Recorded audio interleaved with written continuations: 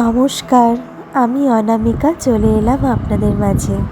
আশা করি আপনারা সবাই ভালো আছেন আর সুস্থও আছেন। এই সময়টা না আমার জন্য একদম রিল্যাক্সের সময়। সারাদিন এত ব্যস্ততার মধ্যে দিয়ে যাই, নিজের জন্য একদম সময় দিতে পারি না। আমার মনে হয় আমার মতন অনেক গৃহবধূ রয়েছেন যাদের আমার মতন এই সমস্যায় জড়িত। তাই আমি একটু সকালবেলায় ওঠার চেষ্টা করি যাতে আমি নিজেকে একটু সময় দিতে পারি। সকালে এক্সারসাইজ করি, আমি 1 গ্লাস গরম জল খেয়েই চলে এলাম রান্নাঘরে।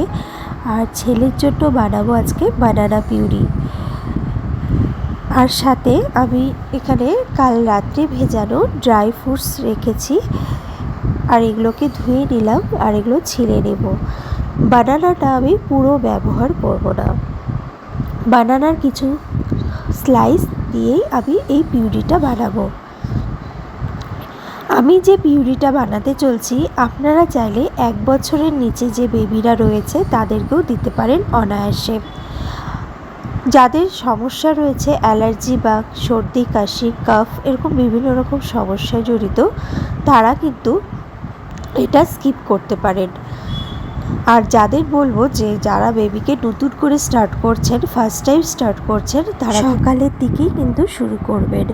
আবার এই কথা বলার কারণ হচ্ছে, যারা বেবিকে নতুন ফার্স্ট টাইম কোনো রকম ফুডের সাথে ইন্ট্রোডিউস করাচ্ছে, তারা ফার্স্ট টাইম থাকে, তার জন্য সকালবেলা শুরু করলে কোনো রকম অ্যালার্জি বা কোনো সমস্যা হলে সেটা সারাদিনে আপনারা কিন্তু বুঝতে পারবেন এবং সেই হিসেবে ট্রিট করতে পারবেন। আর সেটা যদি আপনারা পরে দিচ্ছেন দুপুর কিংবা রাতের দিকে, তাহলে কিন্তু অ্যালার্জি হলে আপনারা কিন্তু রাত্রিবেলা অনেক রাত অবধি কিন্তু সেই প্রবলেমের সমস্যায় বাচ্চারা জড়িত হয় এবং মা বাবারাও কিন্তু অনেক কষ্টের মধ্যে দিয়ে যেতে হয়। আমার ছেলে ফার্স্ট টাইম এই বানানা পিউরিটা খাচ্ছে। এখন বাজে ঘড়িতে 10:30। আরও ঘুম থেকে উঠে আমি ওকে ফ্রেশ করিয়ে দিয়েছি। আর সত্যি বলতে বানানা পিউরি ও ভীষণ পছন্দ করেছে। তোমার পছন্দ হয়েছে? টেস্টি টেস্টি টেস্টি শান, টেস্টি। চলে এলাম রান্নাঘরে। এখন ব্রেকফাস্ট বানাবো। ব্রেকফাস্টে আজকে হবে আলু ভাজা, যেটা আমি একটু কম তেল ব্যবহার করি আলু ভাজাটা করব।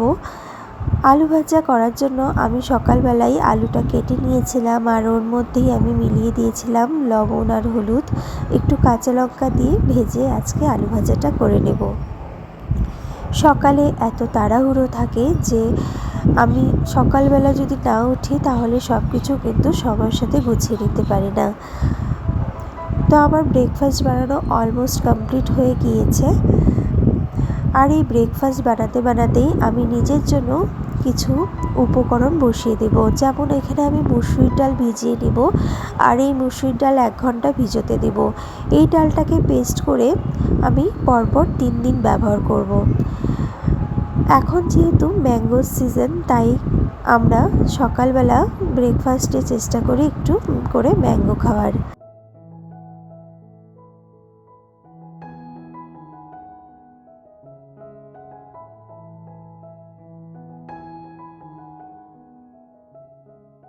আমি মুসুরির ডাল সাথে একটু হানি নিয়ে পেস্টটা করে নিলাম। একটা কথা সবসময় মনে রাখবেন, যে নিজে যদি সুস্থ থাকেন তাহলে কিন্তু সন্তানকে সুস্থ এবং ভালোভাবে বড় করা সম্ভব। তাই সবসময় আমি যেটা চেষ্টা করি, নিজের যত্ন নিই এবং সাথে সাথে আমি আমার পরিবারেরও খেয়াল রাখি। এতে কি হয় যে আপনি কিন্তু ব্যালেন্স করে চলতে পারেন। নিজের শরীর যদি ভালো না থাকে, তাতে কিন্তু আপনার পরিবারও কিন্তু ভেঙে যাবে। এই জন্যই আমি সবসময় চেষ্টা করি নিজেকে সুস্থ রাখা।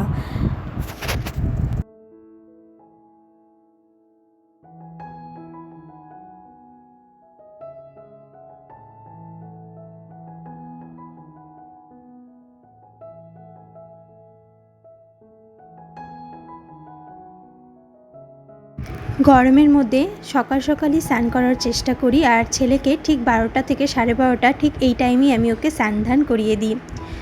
স্নান করানোর পরেই ওকে আমি আলু সিদ্ধ ভাত কিংবা একটু কোয়াশ দিয়ে ভাত, কখনো কখনো খিচুড়ি এই খাইয়ে তারপরে ওকে আমি 1 ঘন্টা পরে এরকম পেঁপে খাইয়ে থাকি। এটা পাকা পেঁপে, এটাকে আমি ম্যাশ করিয়েছি, কিন্তু প্রতিদিন দিই না, সপ্তাহে 3 দিন কখনো 2 দিন এইভাবে করে ওকে খাইয়ে থাকি। কিংবা আপনারা চাইলে যদি কনস্টিপেশনের প্রবলেম থাকে তাহলে বেদানাও খাওয়াতে পারেন, বেদানার রস করে। তো আমার এটা ডেইলি রুটিন যে আমি আমার ছেলেকে অল্টারনেট ডেতে কিছু না কিছু খাইয়ে থাকি ফলের। আর যেহেতু এখন সর্দি কাশির সিজন চলছে, তাই আমি ওকে মাসে 15 দিন অন্তত পক্ষে তুলসী পাতা, মধু আর সাথে একটু গরম জল মিলিয়ে ওকে আমি এভাবে খাইয়ে থাকি। এতে আমার ছেলের ভালো উপকার হয়েছে, দেখেছি সর্দি কাশি সহজে লাগে না এবং নিমেষেই সেটা যদি হয়েও যায় খুব তাড়াতাড়ি সেটা সেরে যায়। আমি আমার ছেলেকে এইভাবে ঘরোয়া উপায়ে ওর ট্রিটমেন্ট করে থাকি। তাহলে আজকে এখানেই শেষ করলাম। ভিডিওটি যদি আপনাদের ভালো লেগে থাকে তাহলে অবশ্যই লাইক করবেন, কমেন্ট করবেন, আর যদি এখনও সাবস্ক্রাইব না করে থাকেন অবশ্যই সাবস্ক্রাইব করতে পারেন। ধন্যবাদ সকলকে।